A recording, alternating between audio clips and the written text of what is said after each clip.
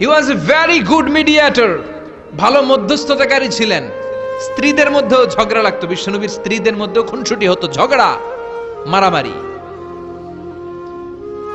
বিশ্বনবীর একমাত্র ভার্জিন কুমারী স্ত্রী ছিল আয়েশা রাদিয়াল্লাহু তাআলা আনহা।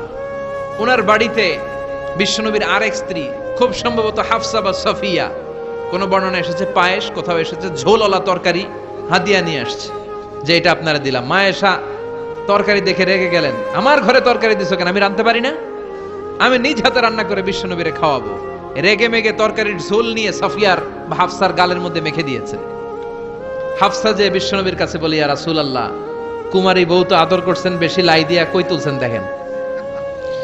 ও নবী, আমি পায়েস নিয়েছিলাম আর ঝোল করা তরকারি নিয়েছিলাম, ভেবেছিলাম আপনিও খাবেন, আয়েশাও খাবে। আয়েশা কয়, আমি কি রাঁধতে জানি না, নিয়ে আসলা কেন আমার ঘরে, দিলা কেন? আমি রাঁধতে জানি, নিয়ে যাও। শুধু আমার তরকারিটা প্রত্যাখ্যান করে নাই, তরকারির ঝোল আর পায়েস দিয়ে আমার গালের মধ্যে কসমেটিক্স বানায়া দিছে। এই যে গাল দেখেন, দলিল নিয়ে আসছি, দেখেন কি করছে। বিশ্বনবীর পদ্ধতি ছিল, বিচার কেউ দিলেই he never take any action, he never react anymore. কখনো উনি অ্যাকশনে যেতেন না, উনি দুই পক্ষের কথা শুনতেন। সুবহানাল্লাহ পড়েন। আর আমাদের বিচার করতে গেলে একজনের কথা শুনে আরেকজনরে বাস আছে না নাই? বললেন আয়েশারে ডাকো। আয়েশা, এমন করেছো? করেছি। কেন করেছো? বললে, ইয়া রাসূলুল্লাহ, মাথাটা গরম ছিল,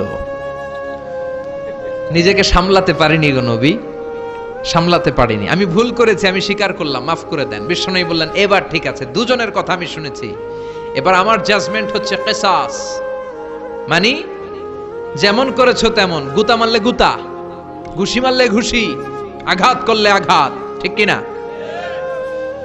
হাফসাকে তুমি যেমনি ঝোল মাখিয়ে দিয়েছো, হাফসা তুমিও বাটি থেকে ঝোল নিয়ে আয়েশার গালে পলিশ করে দাও।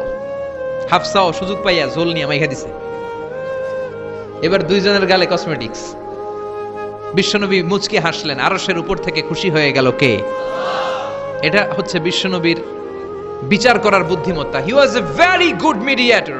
ঝগড়া লাগলেই, বুখারীতে একটা চ্যাপ্টার আছে, চ্যাপ্টারের নাম হচ্ছে ইযহাবু বিনা নুসলিহ বাইনাহুম। চ্যাপ্টারের নাম আমাকে নিয়ে চলো, আমি মিলাইয়া দিব। চ্যাপ্টারের নাম কি? আমাকে নিয়ে যাও, আমি মিলাইয়া দিয়ে আসবো।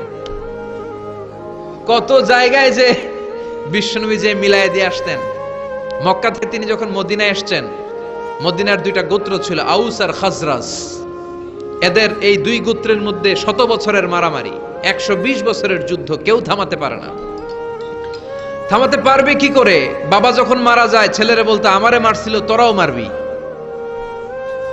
কেউ যখন ইন্তেকাল করে ওসিয়ত করে যেত, আমারে কোপাইছে, তোরাও কোপাবি, কোপায়া সাইজ করে ফেলবি।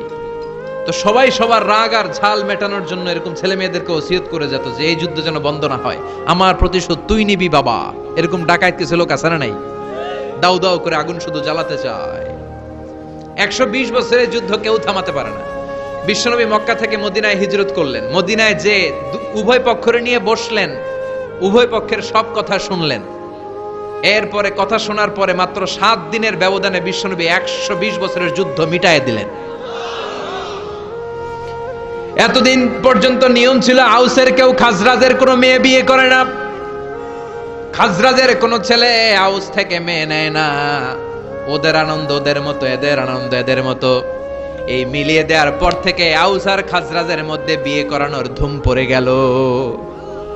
এরা কুরবানির গোশত নিয়ে আউসের এরা খাজরাজের বাড়িতে দিয়ে আসে, খাজরাজের এরা আবার উট জবাই করলে বড় রান দিয়ে আসে আউসের কাছে। সুবহানাল্লাহ পড়েন।